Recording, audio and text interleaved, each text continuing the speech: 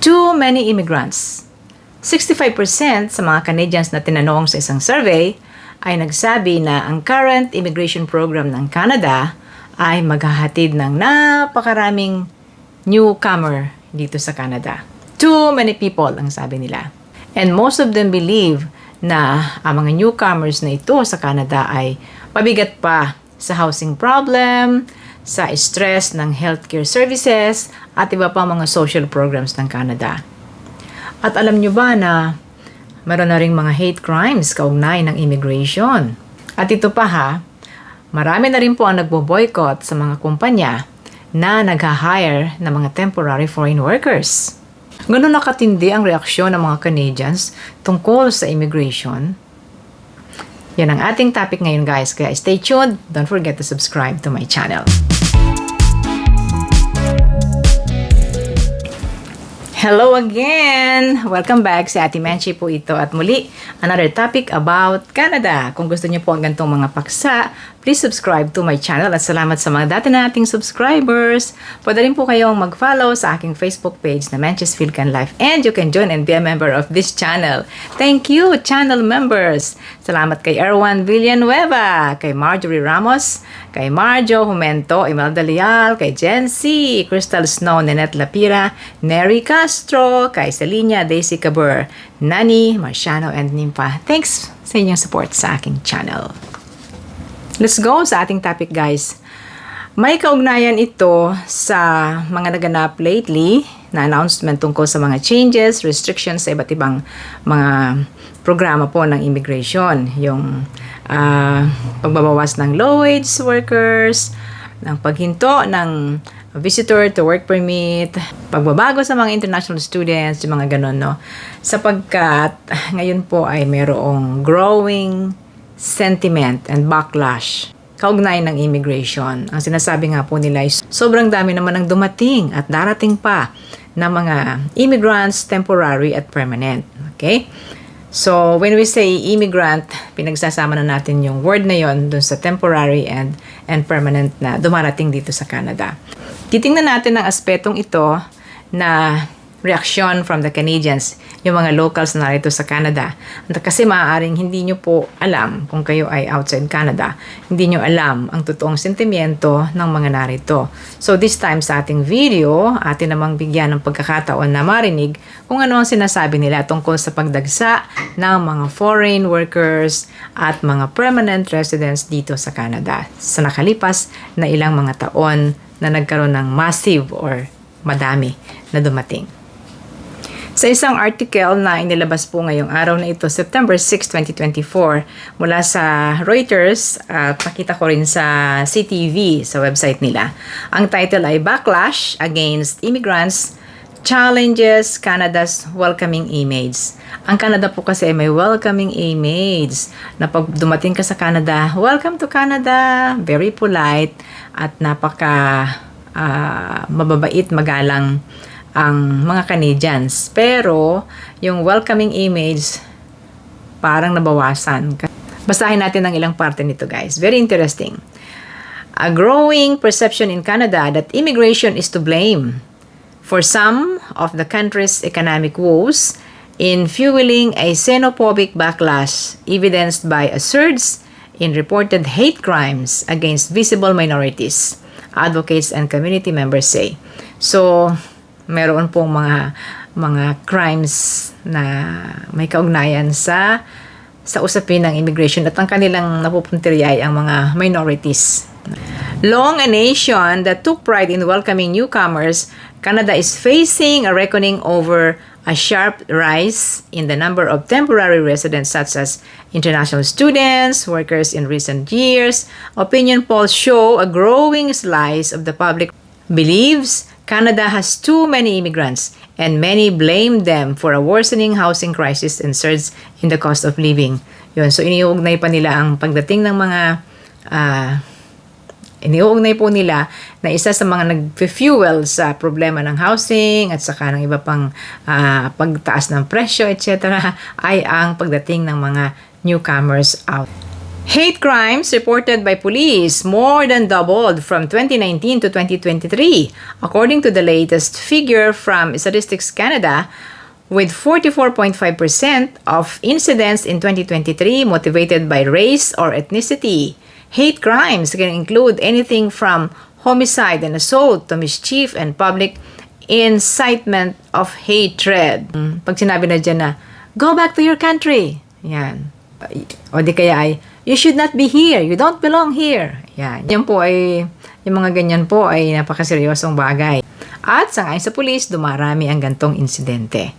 Ayon pa sa article, people are looking for something to change and people are also looking for someone to blame. Sino ang biniblame?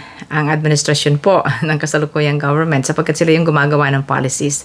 Honestly, ang mga immigrants, ang mga applicants from outside Canada, mga receiving end lang po sila. Kung ano yung batas, kung ano yung rules, at naaakit sila, syempre nag-a-apply sila based on the immigration laws. In 2023, nagdagdag na naman po ang Canada ng 470,000 mga permanent residents. Hindi pa kasama dyan guys, yung mga estudyante at saka yung mga foreign workers at saka mga visitors. PR pa lang po yun, no? Yung sinasabing bilang na yan. 485,000 this year and next year po will be 500,000. The biggest jump in immigration numbers come from temporary residents, especially students and workers, whose ranks have doubled in just 2 years from 1.4 million in the second quarter of 2022 to 2.8 million in the second quarter of 2024. According to Statistics Canada, ganun kadami. Nadoble guys, in just 2 years. At yun nga, yun pong survey ng Ledger Polls last month ay 65% ng mga Canadians doon ay nagsasabi na ang current immigration program will admit too many people. Yan. At dahil malapit na ang eleksyon, it could be October of 2025 next year, ang Liberal government po headed by Mr. Justin Trudeau ay kinailangan magdesisyon ng yun nga yung mga pagkakat sa mga programa, etc. Sapagkat apektado po ang image ng kaniyang partido sa usapin na ito. Baka hindi manalo sa eleksyon, ano? So, may kaugnayan pa rin sa politika, guys, ang mga immigration program. Ang sinasabi pa dito po ay, racist and xenophobic posts targeting immigrants and visible minorities in Canada have proliferated online in recent years. So, kitang-kita raw po sa social media ang backlash o ang hate campaign against immigration. Kung ginawa ang Immigration Canada, IRCC, na telephone tracking survey from 1996 to 2023 at nakita po doon na 2 in 5 Canadians ay nagsasabi na way too high ang pumapasok na numbers ng mga immigrants, temporary and permanent. No? 2 in 5 Canadians ang sumagot sa survey na way too high.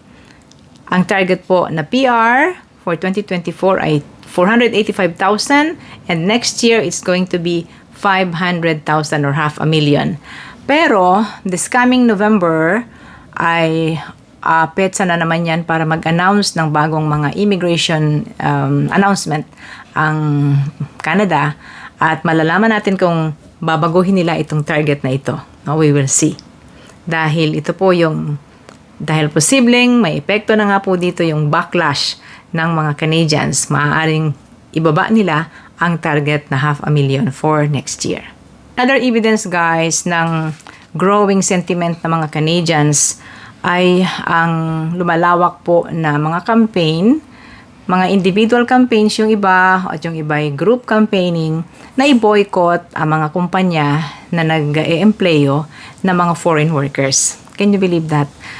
May campaign sila to boycott. Halimbawa, yung mga Tim Hortons, McDonald's, mga Burger King, ano pa ba yung mga chain, yung mga fast food chain na alam naman natin na nag-hire talaga ng mga foreign workers, ay sila po yung nagkakampanya na i-boycott. As in, huwag niyong bilhin ang mga products nila, huwag kayong bumili sa kanila. Hindi ko sure kung ito'y nararamdaman ng mga kumpanyang binanggit natin, pero on social media, meron po sila, makikita nyo guys, at ilalagay ko yung ilang mga statement dyan, ilang mga title ng articles about boycotting of companies na nag-hire ng foreign workers. Ito'y isang paraan nila para ma-pressure ang mga kumpanya na mag-hire ng local.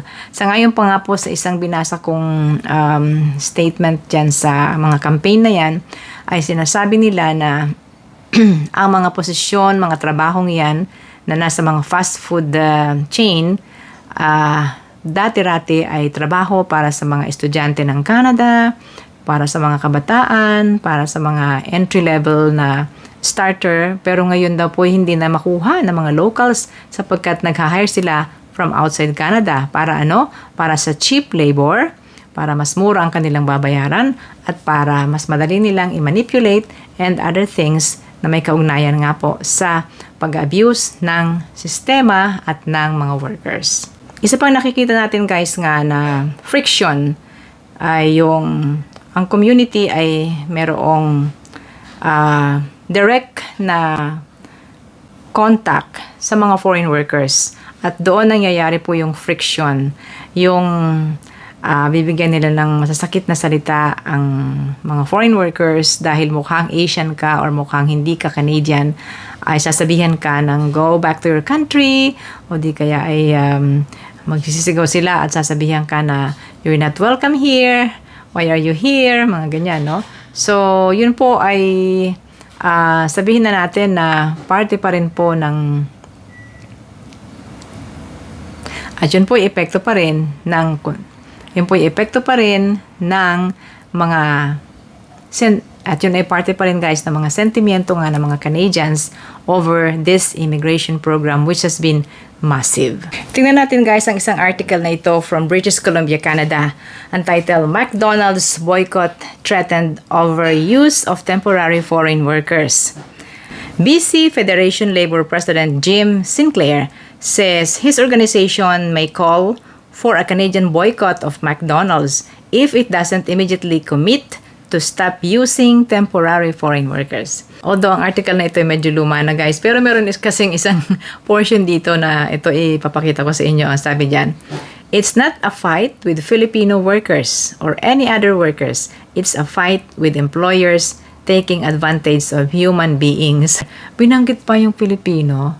Siguro kasi marami pong mga Pilipino ay nakikita nila na foreign workers sa mga fast food chains katulad ng McDonald's. Ang nangyayari naman kasi basta makita nilang mukhang Asian, mukhang foreigner, ang presumption nila palagi ay foreign worker. What if hindi na siya foreign worker? What if PR na siya or citizen na siya? Mga ganun ano. So, guys, yan po ang gusto kong i-share sa inyo, and then sabihin ko sa inyo na oo nga, at may ganyan pong sentimiento ang mga Canadians. We cannot blame them sapagkat naging napakarami talagang dumating na mga newcomers sa Canada. And they have the right to feel that way. Hindi po natin inaalis yan, no? Hindi naaagawan ng trabaho ang mga locals, naabuso ang sistema, naabuso rin yung mga foreign workers, at may epekto sa mga social problem, economic problem, etc. Okay, we believe that. Totoo po yun, no? Pero, sa tingin ko naman, ay ang mga dumarating nating mga foreign workers dito, hindi po nila alam yung sitwasyon. At sila ay nag-a-apply sapagkat open ang application. Sa tingin po natin, ano? May kanya-kanya tayo pong mga reaction dito. You can freely write down in your comment, in the comment section. So, sabi nila, people are looking for someone to blame and people are looking for change. Sinong dapat i-blame?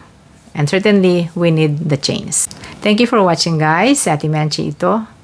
Kung nagustuhan nyo ang ating topic ngayon, please subscribe to my channel. And you can also follow me sa aking Facebook page, The Menchi's Philcan Live. Join and be a member of this channel. Click nyo lang po yung join and then follow the instructions po ng YouTube para sa ating membership ng channel. Salamat kay Erwan Villanueva, kay Marjorie Ramos, kay Marjo Humento, Imelda Leal, kay Jen C, Crystal Snow, Nanette Lapira, Neri Castro, kay Selina, Daisy Cabur, Nani, Marciano, and Nimpa. Thanks sa inyong support sa aking channel. Hanggang sa susunod guys, maraming salamat si Ate Menchi po ito. Thank you for watching.